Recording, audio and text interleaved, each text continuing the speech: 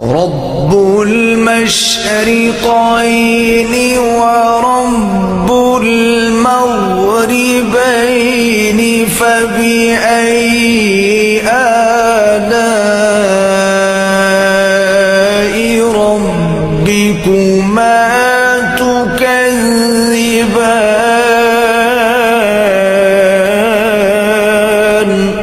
वो रूह कभी नहीं मुरझाती जिसकी प्यास कुरान पाक की तिलावत से बुझती हो, जिसके हाथ में कुरान हो, ज़बान पर अल्लाह का कलाम जारी हो।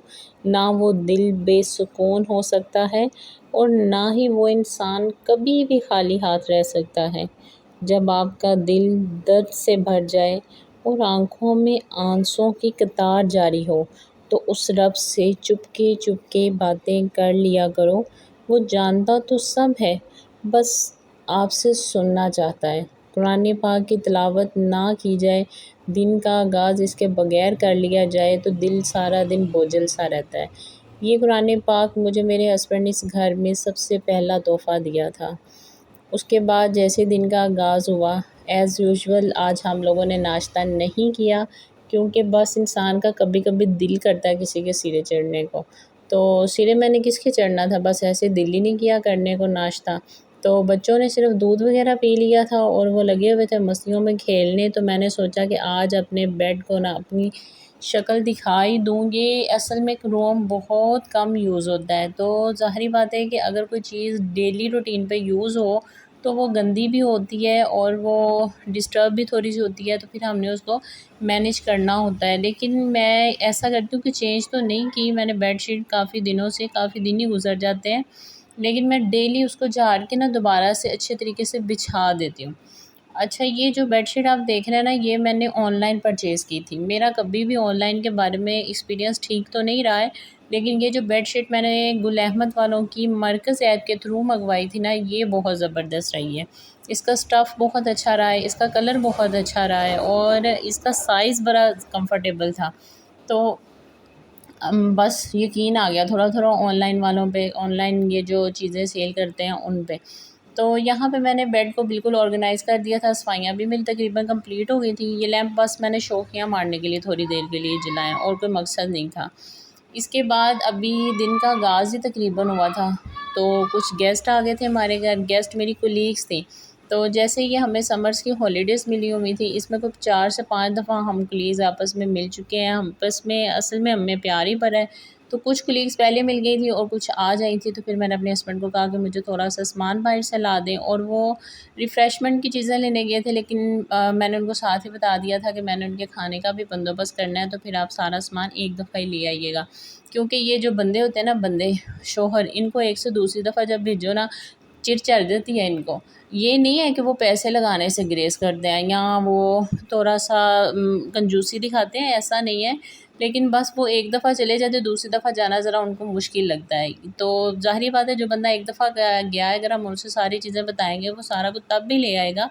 लेकिन हम औरतों को भी ये थोड़ा चाहिए कि किसी के चक्कर कम लगवाएँ। लेकिन कोई बात नहीं, अगर ज़रूरत पड़े फिर लगाने पड़ भी जाते हैं। तो यहाँ पे मैं उनके लिए सामान निकाल रही थी शॉपर से, बाकी सामान इसलिए नहीं था निकाला कि बाद में निकाल के ना धो के रख दूँ, कि अभी वो बैठे हैं, उनको इंतज़ार ना कराऊँ तो कुछ उनको सर्व कर दूँ। अब मेहमान आ जाए और बच्चे कहें कि सबसे पहले हमें दें, मेहमानों को तो बाद में आप पूछें। इसलिए मैंने एक कप गिलास जो लेडीज़ वाला नज़र आ रहा है वो ज़ारा का है और येलो वाला ज़ाविया का पहले रख दिया, ताकि बच्चे ना डिस्टर्ब ना ज़्यादा करें। तो निम्को जो से वो मैंने 2 प्लेट्स में ही डाली थी, क्योंकि 3 गेस्ट थे, तो ज़ाहिर बात है बच्चे भी साथ थे। यहाँ पे आपको एक नज़र आ रही है। मेरे व्लॉग्स में बच्चों की शरारतें जो नज़र आती हैं आपको और चीज़ों को जो बिल्कुल ख़राब कर देते हैं, वो मेरे ख़्याल में वही फैमिली ज़्यादा अच्छे तरीके से समझ सकती है, जिनके घर में बच्चे हैं। वो समझ जाएँगी कि बच्चे किस कदर तंग करते हैं। मेहमान बाद में, लेकिन बच्चे सबसे पहले होते हैं हर काम में, कि वो हमें पहले दिया जाए। और वॉइस ओवर करते हुए अगर कोई आवाज़ वगैरह आ जाती है, तो वो भी मैं क्लियर कर दूँ कि हमारा घर बिल्कुल रोड के ऊपर है, तो फिर कोई ऐसी जगह ही नहीं मिलती जहाँ पे बैठ के वॉइस ओवर करूँ और आवाज़ बिल्कुल ना आए। तो इसके लिए माज़रत, मैंने वो आज क्लियर कर दिया है। और उनके लिए मेरा प्लान था यखनी का पुलाव बनाना और साथ रायता। बहुत मुश्किल होता है, बच्चे अकेले हो बंदा और फिर बच्चे साथ हों तो सब कुछ मैनेज करना। और मेरी जो जितनी ये मैंने पहले आपको क्लिप दिखाया कलीग्स थी, वो सारी किचन में आके मेरे पास ही बैठी हुई थी, वो खड़ी हुई थी पीछे, क्योंकि वो वहाँ पे बातें कर रही थी और मैं साथ फिर उनके लिए यहाँ पे खाना बना रही थी। असल में बहुत जब हम अक्सर ये लफ्ज़ बोलते हैं कि दिल को दिल से राह होती है, लो मैंने तुम्हें याद किया और तुम आ गए, तो कभी ऐसा भी होता है कि इंसान अभी सोचता ही है एक लम्हे में, और उसे पता भी नहीं चलता कि उसकी वो बात कैसे पूरी हो गई उसी लम्हे, जो कि नामुमकिन थी और वो उसी टाइम पूरी हो गई। तो फिर हम बेसाख्ता कह उठते हैं कि काश हम कुछ और मांग लेते, क्योंकि इंसानी फितरत है, वो एक दिन टाइम पे तो खुश ही नहीं हो सकता। तो आपसे अल्लाह ताला पे यकीन हो, पुख्ता यकीन, तो फिर हर चीज़ आसान हो जाती है। एक टाइम जौन-सा होता है वो स्ट्रगल का होता है, उसके बाद हर चीज़ ही जौन-सी है वो आपके पास होती है। अल्लाह ताला आपको सब कुछ नवाज़ते हैं और आपको पता भी नहीं चलता कहाँ-कहाँ से नवाज़ते हैं। मैं आपको बताती हूँ कि एक बच्चा था, तो नंगे पाँव खड़ा था। आदमी उसके पास आया और आदमी ने उसको जूते देखे कि उसके पाँव में नहीं है, उसने जूते खरीद के उसको दे दिए, उसने पहने। तो पहन के कहता है, आप अल्लाह हैं? तो वो आदमी कहता है, बेटा ऐसे नहीं बोलते, गलत बात। उसने उसको डाँटा, तो वो कहता है, फिर आप अल्लाह के दोस्त होंगे, क्योंकि मैंने रात को ही जूते माँगे थे, आज अल्लाह ने आपके हाथ भेज दिए। तो इस तरह अल्लाह ताला नवाज़ता है। यहाँ पे मैं गुड बाय बोल रही थी, ये जौन-सी टीचर है मेरी, ये इस एज के हैं कि बिल्कुल मेरी मामा और इनकी एज में कोई फ़र्क नहीं है। तो आप यकीन करें कि मैं आपको वो चीज़ें फ़ीलिंग्स बता नहीं सकती जो मुझे इनके पास बैठे फ़ील होती हैं, और इनकी इतनी आदतें मेरी अम्मी से मिलती हैं ना, मेरा दिल ही नहीं कर रहा था कि ये जाएँ। तो जाना तो होता ही है सबको। ये लम्हा मेरी आँखों में, दिल में इस तरह कैप्चर है कि कभी भी ख़त्म नहीं हो सकता। उसके बाद आगे थे मेरे पास बच्चे पढ़ने के लिए, तो मैंने कहा उनको पढ़ाती हूँ। आज मेरा फिर प्लान था कि मैंने जूता परचेज़ करना है, क्योंकि ये एक ख़वातीन जो हाउसवाइफ्स है ना, वो बड़ी अच्छी तरह समझ सकती हैं कि अगर आपने बंदे को मनाया ना कि मैंने ये चीज़ खरीदनी है और मुझे ले दो शॉपिंग के हवाले से, वो मान के आपको चाहिए उसी टाइम उससे ले लो वो चीज़। अगर 2 दिन आपने डाल दिए ना, उसने मुकर जाना है और उसने कहना है कि पहले गुज़ारा हो गया था ना, तो अब भी हो जाएगा। यहाँ पे बहरहाल हम जूते लेके आ गए थे, तो ज़ारा जौन-सी है वो साथ वालों की तरह मैं छोड़ के गई थी। तो अब शाम हो गई थी काफ़ी, फिर मैंने आते ही फ़ोन किया कि ज़ारा बीबी आ जाओ अब घर, हम आ गए हैं घर। तो वो आ गई है। अब मैं आपको बताती हूँ, दिखाती हूँ कि मैंने शेयर करती हूँ कि मैंने कौन से जूते परचेज़ किए हैं। तो ऐसा है कि मैं कल गई थी, मुझे बिल्कुल पसंद नहीं आया, लेकिन आज जूते इतने कमाल के थे। वो बाटा की तो शॉप्स बहुत सी जगहों पे हैं, लेकिन आज मैं दूसरी शॉप पे गई थी, एंड्योर पे भी और बाटा पे भी, दोनों पे ही शूज़ बहुत अच्छे थे।